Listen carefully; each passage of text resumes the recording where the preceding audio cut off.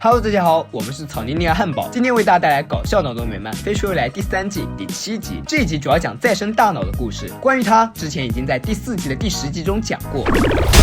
随着12星球爆炸，再生大脑将在1天之内抵达地球，地球上的人却毫不知情。他们还在办冠军宠物秀，莉拉带着尼卜勒也参与其中。在牧羊比赛中，宠物们的任务是把羊全部赶进羊群。很快，牧羊犬便完成了任务，催眠蛤蟆也把评委催眠，但尼卜勒却反其道而行，他吃掉了所有羊。这时，班德带着宠物约翰上场，因为他们听说只要获得比赛冠军，就能获得500美元和1年份的狗粮，这正合两人的意，于是他们果断参加。此外，宠物秀上还有很多稀奇宠物，比如隐形的猎犬。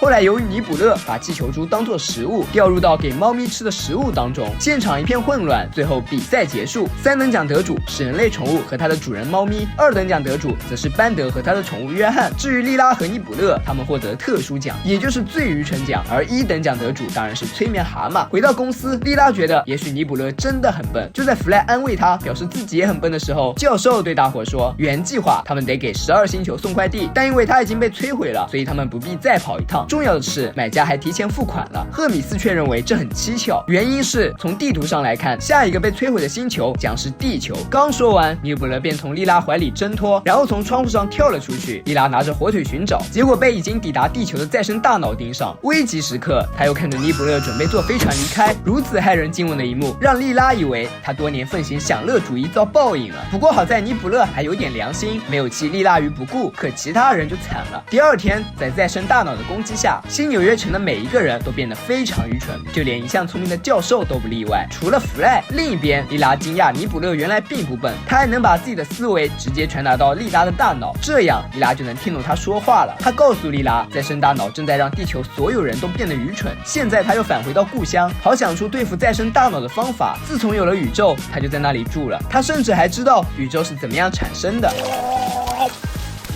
此时，弗莱打开电视，发现新闻主持人也变得愚蠢。当大家再次出现奇怪的举动时，他终于明白，所有人都变成了傻瓜。不朽星即尼卜勒的故乡，莉拉跟随他来到了永久会堂。其族人对莉拉说，想当年创世大爆炸锻造了宇宙，那时尼卜勒星人就已经17岁。可好景不长，他们的敌人出现，即再生大脑。从那至今，尼卜勒人就浴血奋战，与之对抗。而再生大脑之所以攻击地球，是因为他们憎恨一切意识。换句话来说，让再生大脑忍受其他种族的思想，就如同让电影投资方强颜欢笑一样。所以再生大脑逐个毁灭行星，为的就是消灭这个世界的所有思想。又由于尼卜勒人对他们毫无办法，恰好弗莱的脑电波能够对抗再生大脑的进攻免疫，他们便决定让弗莱去拯救宇宙。对此弗莱毫不知情，可一个连喇叭都会拿反的人，真的会是拯救宇宙的英雄吗？这让人不免怀疑。尼卜勒人却表示，再生大脑依靠攻击德尔塔脑波抑制智能，地球上的每一个动物、机器人，以至于一些植物都会发出这样的脑波，但弗莱没有，原因是他的想法都是由无规则的混乱脑波拼凑而成的。再生大脑的主脑巨大且邪恶，它的中心是黏腻的纯净仇恨，只有弗莱才能凭借自己高级又劣质的头脑接近它。因而莉拉的任务是告诉弗莱事情真相，让他令主脑丧失能力，其余的就交给尼卜勒星人，以防莉拉回到地球被再生大脑攻击变笨而忘了干啥。尼卜勒人把任务写在纸条上，并把纸条别在他的衣服上，可弗莱这个蠢材还是把任务纸条当成纸巾砍了鼻涕，然后扔进了火炉。好在莉拉还保有最后一丝清醒，她告诉弗莱是大脑让人们变笨。弗莱不信，直到看到再生大脑。当知道自己要和再生大脑的主脑战斗，弗莱带着莉拉来到了图书馆的古代文学室，他觉得主脑就是一大书呆子。事实的确如此，主脑果然在这里。他还嘲笑人们仅为了方便就把知识分类，却没有想到自己的麻木立场对弗莱没有用。不仅如此，只要弗莱思考，主脑便会难受。利用这一点，弗莱找了一本名叫《虚荣的篝火》看了起来。随着他的思考，所有再生大脑的能量减弱，但事情并没有这么简单。在这个房间里，每本书都是一道通往精神世界的大门。主脑把弗莱和莉拉的意识送到白金中，打算永远囚禁他们。而白金也就是第6季第21集中所发生的故事，具体内容就不在这里过多阐述，没看过的小伙伴可以去翻看草泥尼之前的视频。之后，主脑又依次将弗莱和莉拉送到《汤姆伊索历险记》和《傲慢与偏见》中，幸而弗莱不不怎么受他控制，他挣脱束缚，本打算用吊灯消灭主脑，可结果主脑没被消灭，反倒把自己置于危险之境。就在莉拉抱头痛哭时，一切消失，弗赖的声音响起。原来真正的弗赖完好无损，是主脑囚禁在了他写的书中。最后根据弗赖的书结局，主脑主动离开，其他再生大脑失去能量，被尼卜勒星人吃掉，所有人逐渐恢复智力，生活似乎趋于平静。因为再生大脑的副作用，每个人都完全不记得发生了什么，只有弗赖记得，但没有人会去相信他。尼卜勒也重新回到莉拉身边，表面上是继续当一只宠物，实则是保持警惕，以防地球再次受到攻击。所以不要小看每一个不那么聪明的人，或许他只是没有发挥到自己作用的时间。对于世界来说，每一个人都是独特的存在，永远不要低估自己，小看自己。就像弗赖，虽然他真的很笨，可笨也有笨的好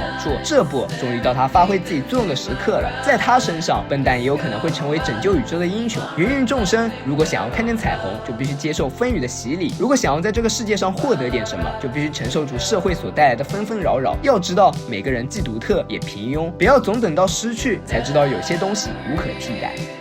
本期视频就到这里了，喜欢的小伙伴别忘点赞、评论、加关注，咱们下次再见，拜拜。